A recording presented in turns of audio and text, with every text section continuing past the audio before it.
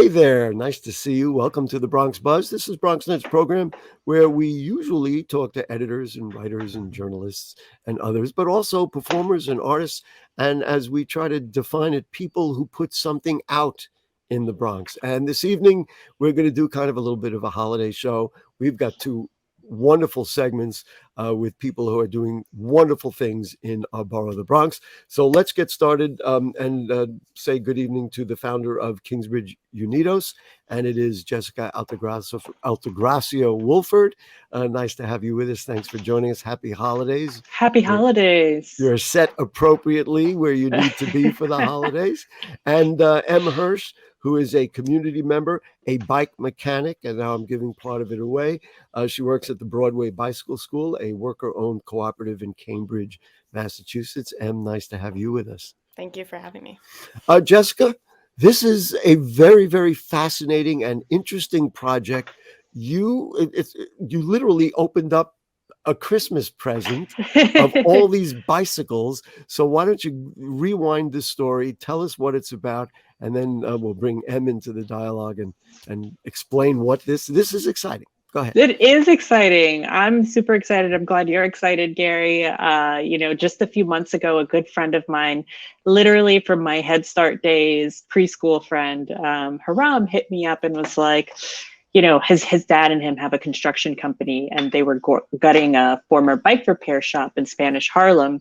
And he sent me a picture of a bunch of bikes, an endless sea of bikes in a basement, and asked a simple but kind of complicated question: do you think we could give these bikes away to kids in our community? Wow. And I was like, I don't know, but I bet we can find some people who could help us figure that out. And over the course of 72 hours after that first text, we pulled together a dozen volunteers who came from all across New York, cyclists, organizers, people who were just like, let's help, let's figure this out together. So we stored up as many bikes as we could. We rescued about 75 bikes, put them into some storage units, in addition to an entire storage unit full of bike parts, tires, helmets, all kinds of stuff. And so what we're doing, I got to tell you, this is a holiday story. I mean, let's be real. This is a great holiday story. So just to recap, you got 75 bicycles, and then you wanted to figure out how to distribute them. Are they children's bicycles or some adults, or where is it? Some adults. This is definitely a classic Bronx holiday story, I have to say, because here we are just like making something out of all of these bits and pieces and using our imagination to, really push and be like, what can we do? So we've got mostly kids' bikes, and we're in the midst of repairing those bikes to give them away to kids on Three Kings Day, which will be a nice end to the holiday season, some bright light, for kids to receive these restored bikes. It's just unbelievable. So as I understand, just moving it ahead, you've got some because you need place, number one, to have the bikes. Yes. I mean, I'm assuming your apartment's not quite big enough. No. And I don't even know if you live in an apartment, but I'm just saying. Also, you need a place to work on the bikes. You can't be doing it out in the street now, especially it's a little cold and rainy some days. So then what did you do at that point? And then Emma's coming into the dialogue, uno momento.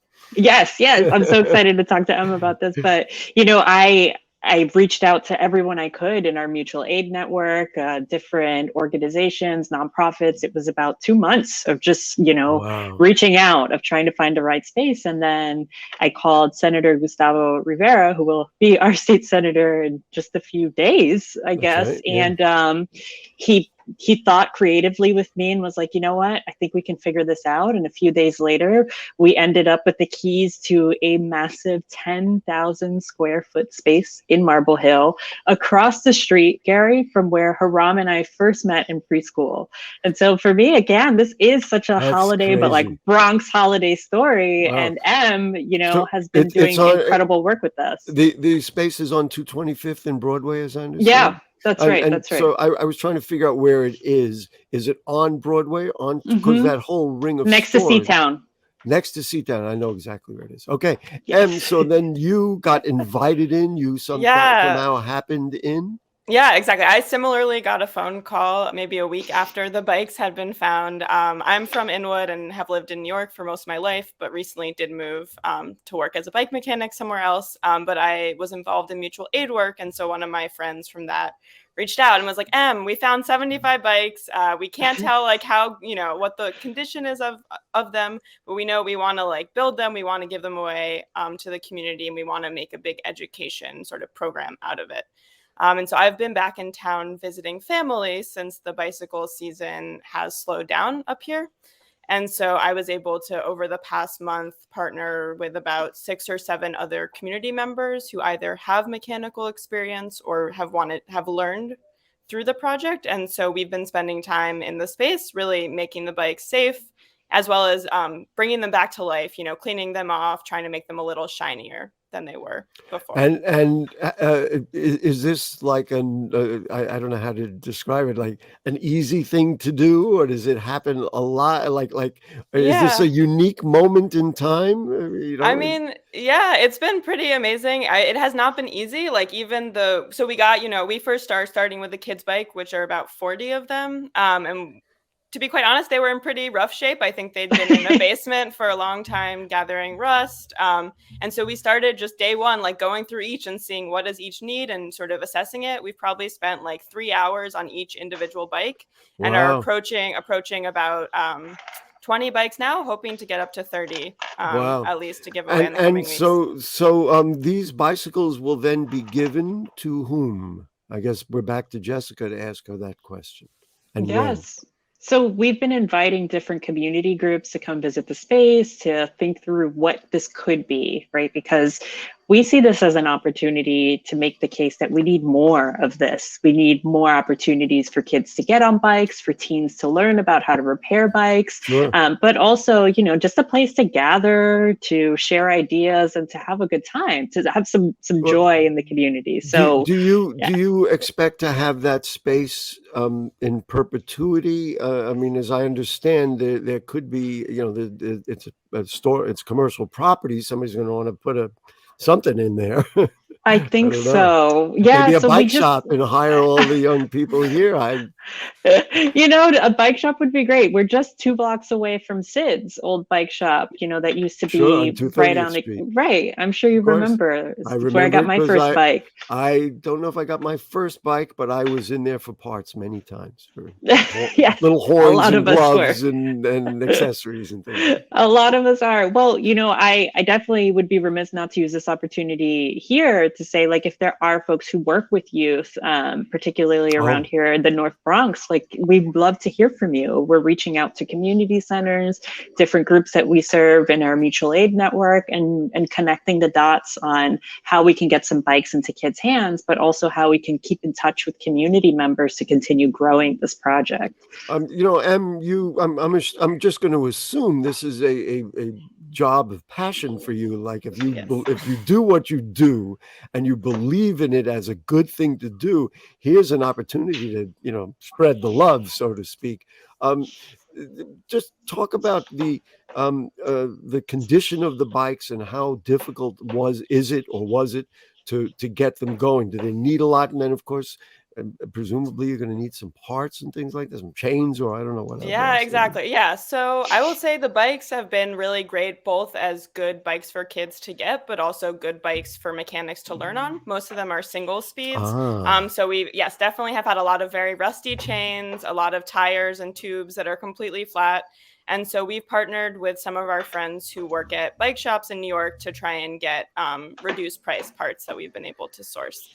But definitely there's been a lot of de-rusting of the bikes and a lot of spraying down and cleaning. de-rusting, that seems like a difficult task. You've got to you got to spray or do something like Yeah. that. Yeah. Jessica, I got to tell you, this sounds like a business ready to happen, because whoever starts the business already has 75 customers who know who they are. And and I know what your passion is, and other things that we've talked about. Seems to me if you could find a space, or that space, let young people start a business. You have people like Em and others who are going to teach people how to do it. You know what I mean? You're building a community which is much larger than just handing away a bicycle. That's what we hope for, and this could be a worker-owned co-op, right? We could do that here. This is where I'm going. So we're almost out of time, but just talk a little bit about how kids can get and families can get the bicycles, and that's going to be 3 Kings Day, right? Is that what we're doing? That's right. So we're going to start advertising this over the next few days, but on 3 Kings Day, which is Friday, January 6th, 2023, after school, we're going to be giving away the bikes at 5237 Broadway. We have a limit. Let's just write that down. Yeah, 5237 Broadway. 5237 Broadway, next to Seatown, the old Broadway Discounts #2 that a lot of people are familiar with. Mm-hmm. And we do have a limited number of bikes, right? Just to be clear and to set some expectations with folks. But this isn't going to be the first and only project that we work on in the community. I mean, from the conversations we've been having with a bunch of volunteers, people want to keep doing this work because it's fulfilling. It helps us make the case that we need better bike infrastructure, also safer streets for our kids to be able to learn to ride bikes. And I think you can expand the universe for it. I mean, there's transportation alternatives. There are groups all over the city. For you, does it expand your knowledge base? Has this provided something for you that you hadn't anticipated? Yeah, I have never been able to teach people before. I've always been a student of bike mechanics, and I am, only a year into working in it professionally. And so it's been really cool to be able to realize through teaching how much you can learn. And then I've even called on people I've taught over a couple weeks to now continue teaching others. And of course, again, I use the term, you're spreading the love of what you love and what you believe in. And of course, we haven't even talked about the social implications and ways to get around and move around the neighborhood and all that. That's listen, Jessica, for people who want to get in touch with you, and be part of it, to volunteer, to give a bike, to get a bike. I mean, to be part of it. How do they get to you? So you have a few options. The first one is you can email bronxbikecollective@gmail.com, and we'll make sure to give that to you all. So you can share that. You can DM me on Twitter. I'm Jess Woolford BX, or on Instagram. You can reach out to myself at jessica.altagracia. I check all of these messages, and this is really grassroots. Reach out to us. Great. There are different ways for folks to get involved and help. So the history of this borough this is how good stuff starts, and this has all the makings of it. I'm rooting for you. BronxNet is rooting for you. Thank you. And we will be here every step of the way. Jessica Altagracia Woolford, thank you so much. And Hirsch, thank you. And what do we say? Happy holidays, but ride on. That's Josephine, right on. That's right. All right, we're going to take a short break, and then when we come back, you're going to love the video. It's an unusual holiday video that you're going to love, and we'll do that in a moment. Don't go away. Man, it's lonely. Like, going through life lonely. There is the therapeutic aspect of music, just expressing how you feel. I'm going to talk to Howie about his feelings, make it into a song.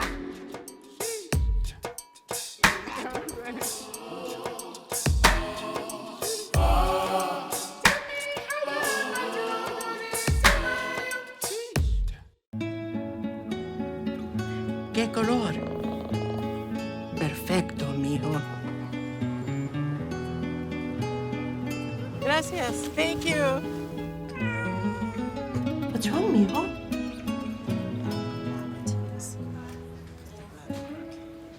Donating to a pet's medical care is one of the many ways you can help families in your community. Pets and people belong together. Learn more at petsandpeopletogether.org. Is it time yet?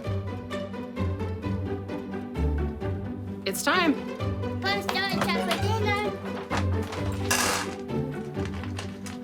Oh, terrific.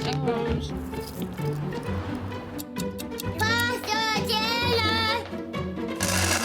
Donating pet food is one of the many ways you can help families in your community. Pets and people belong together. Learn more at petsandpeopletogether.org. STEM is everywhere. Like here. behind the scenes of The Walking Dead. When we break down clothes, we tumble it with sodium phosphate, rock salt, and dish detergent. We stitched together images of our model and created a 3D set that can be walked through in a VR headset. We're able to turn 12 walkers into 1,000 walker hordes. STEM can create new worlds on and off the screen. What will you make with STEM? Get inspired at shecanstem.com. Every day, thousands of kids start vaping. And I can't let this happen to my kid. Of course, it's awkward to talk to your kids about the dangers of vaping. Hey, bestie, how sketch is vaping? It's hard to get their attention. Ready? Go. Yes, look at that. You didn't even turn yours over. So if you want to talk to your kids about the dangers of vaping, you have to get it trending. Right, Backpack Kid? Let's do it. First, invite your kid to do the vape talk. Let's try this. All right. Why is he here? Yeah, I gotta get it trending, honey. Come on. To the left. To the right. Let's go.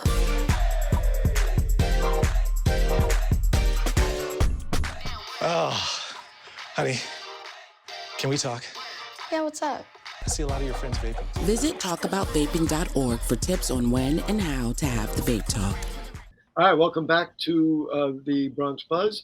And I am thrilled because this is really going to be a cool all our segments are cool segments. This is really going to be a cool segment. Let's say good evening to Grammy nominee Fyütch, our buddy who's been on our program before. Nice to have you with us, sir. What's up, Gary? Hey, happy to be back. That's the attitude I'm looking for. And also a Grammy winner, and she was telling me about that Grammy Award she won for a children's album, and it is Joaine Leeds. Nice to have you with us, Joanie. Hi, it's so nice to meet you. Thanks for having us. Fyütch, let's start with you. Here it is, ladies and gentlemen. I just thought the title cracked me up. Oy vey, another Christmas album? And I added my own inflection into that. Fyütch, let's talk a little bit about what the idea is behind Oy vey, another Christmas album. Yeah, so Joni came to me with this really cool concept where she told me that a lot of the best Christmas songs were written by Jewish songwriters and had this idea to recreate them, and we hadn't collaborated yet. Irving Berlin. Yeah, right. Exactly. So Mel Torme, a lot of other people as well. So I didn't know that. And I'm all about, educating and entertaining kind of at the same time. So we were looking for a way to collaborate, and I've always wanted to make a Christmas album. So we just kind of got to work. She gave me the list, and I started picking the songs that I thought we could really put our original spin to. And so let's talk about the nature of the album. You said original songs or songs that you could put your original spin to. So did you? I mean, the one we're going to show is original, but did you take standard Christmas songs and make funky time with them, so to speak? Exactly, we did both. So we have two originals, and I don't know if you remember my daughter Aura. She was on the show one time. Yeah, so both of our daughters are on a song, Decorating the Christmas Tree. And we did another original, Every Day's a Holiday, because we wanted something year-round to celebrate that family togetherness and celebrating each other, especially after coming out of a hard time. And then, yes, we revisited the classics. Winter Wonderland, we actually released last year. Little Drummer Boy was a brand new take on that. Joni, help me out. What are the other covers we did? Well, there you go. Go ahead. I'll Be Home for Christmas. I'll Be Home for Christmas, yep. Right. Sorry. Well, I wanted to ask Fyütch one more question, and then Joni will really pick your brain about this. Your whole thing has been, from when we first met, I don't know, a year or two ago, about teaching people about their cultures. And you had talked a lot about Black culture for maybe some obvious reasons, but here's a chance to make all the cultures equal, right? Even though it's not yours, and Joni and I were talking before, she is Jewish, we're going to talk about that in a minute. So for you, this must have been kind of a labor of love to put everybody on the same page. Well, let's all enjoy everything. Right? Do I have this right? I mean, I think there's a lot of common thread when it comes to communities that have faced not only oppression, but the difficulty of assimilation into lifestyles, immigrant stories. There's definitely already a common thread. I think my purpose was talking about my history. And as a songwriter, the more personal something is into us, I feel like even if somebody isn't Black or isn't from my culture, they're gonna relate to the themes of it. So I think me and Joni connected on that and are able to be personal while also in this wider view. And that's the beauty of music. That's the beauty of, you know, telling your story with it. It really is huge as much as it is personal. Joni, talk to me about the whole idea of Christmas and you growing up as a Jewish woman, a Jewish girl, and then a Jewish woman. Talk to me about that and why this project really fits into what your vision of the world could and should be. Sure. I mean, I grew up in Miami, Florida, and you know, there wasn't a lot of opportunity to celebrate Hanukkah. Like you go through the shopping malls and it's Christmas music pumping through everything. And at school, there was always a Christmas tree, but never a menorah. So, you know, you feel a little lonely around the holidays, like nobody's celebrating our holiday, Hanukkah. But, you know, and really Hanukkah is not a huge holiday. I mean, people that are Jewish understand it's kind of like a minor holiday, but Right. because of commercialization and, and just the... I just do the history that I learned in Hebrew school. There are 3 festivals and none of those are Hanukkah, even though people who are not Jewish think that that's like our main holiday. Right, exactly. So I think it's mostly because it kind of rivals Christmas and it comes around the same time, and it's like, you know, we have to have something that's like almost as big as Christmas, but let's face it, it's really a minor holiday. But, you know, you still feel a little left out. But when I found out that these amazing Christmas songs that are so meaningful to so many people around the world, a lot of them were written by Jewish songwriters, I was like, amazing. This is really interesting to me. So that's kind of my thinking behind it. And yes, everything that you were touching upon before and more. I mean, I was thinking about bringing, you know, Jews and Christians together, bringing everybody together over music, because music, I think, is one of those things that brings communities together. And in the Bronx, of course, we know that like instinctively. So let's, excuse me, let's take a look at Every Day is a Holiday. And then afterwards, I'm going to make a statement about it, which I thought was interesting after watching this video. Ladies and gentlemen, Oy Vey, another Christmas album. With a question mark? I added the question mark. But every day is a holiday.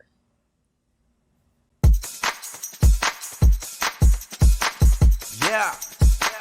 Holidays are convenience, but we don't really need them. Every day you give me reasons to celebrate you every season. Oh,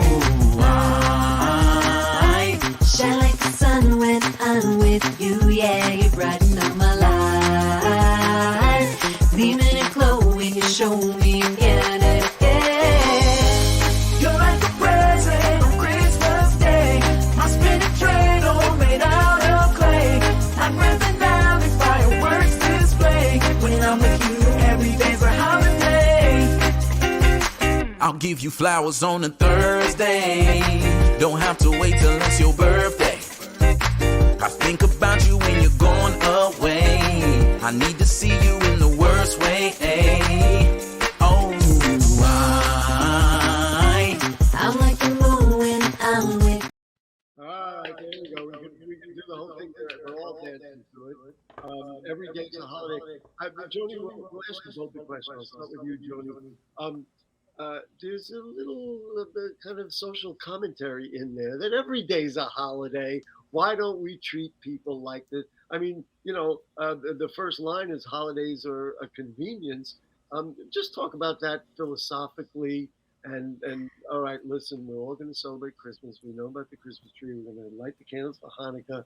But you're saying let's share all this every day, right? I mean, it's a simple concept, right? Go ahead, Joni. I'm sorry.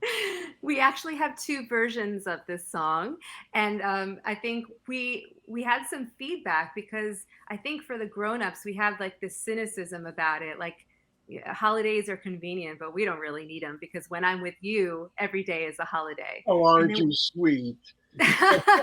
with you, my friend, my brand new friend.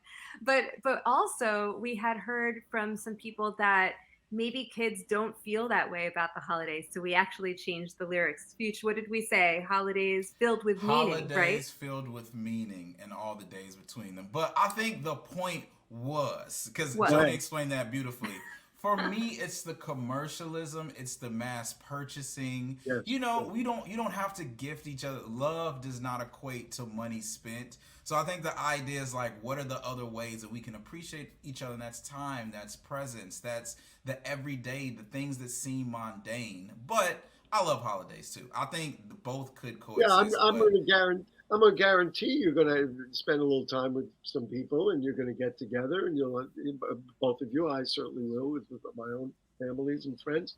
But Fyütch, what I like, and for both of you really, what I like is using music to kind of elevate the thought and thoughts in our relationships to a different concept. Let's work together. So now, was this the first collaboration between the two of you? Even though Fyütch had said that she had talked to me, she told me about this. Did you guys work together before, or this was the first shot? We did a virtual show with New York Public Library. No, with it was a radio WFUV. Yeah, WFUV. Okay. And that was during the pandemic, I believe. Yeah. Mm-hmm. I fell in love with Fyütch's music and him as a person too. I just was like, so I had never really heard about him before until this event that we did, and it was just, I was like, I have to work with him. So like a lot of us, we share his attitudes, and his point of view. I mean, I can certainly understand that. So then, does this begin a Fyütch? What do you think? Collaboration for more? Not that I'm pushing, but I think there's anytime there's something that's working here. Look, first off, friendship is a great basis, and then having so much in common, and then musically, you really do get to know someone on another level creatively when you collaborate and do a project. So I think this just took it to the next level. Like, Joanie, anytime we can make it happen. There you go. Yes. So, and our daughters are friends too. So we're gonna see each other. Yeah. So do you have any plans for anything that I'm not talking about holiday plans. I'm talking about Fyütch. Real quick, we got about 30 seconds.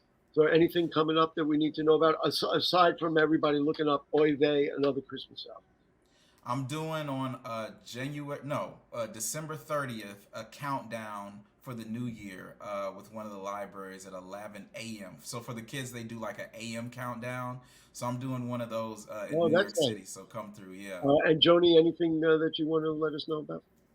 I'm going to be on PBS next week, and then I'm going to be playing some really great shows in the new year. So you just check out the website and you'll get all of it. Oy Vey, another Christmas album. It is Fyütch and Joaine Leeds. Thank you so much for enlightening us and brightening up our holidays. We appreciate you joining us in the Bronx Buzz. Thank you so much. Thank you. Okay, folks, that will do it. We thank everybody for joining us, and we'll see you next week.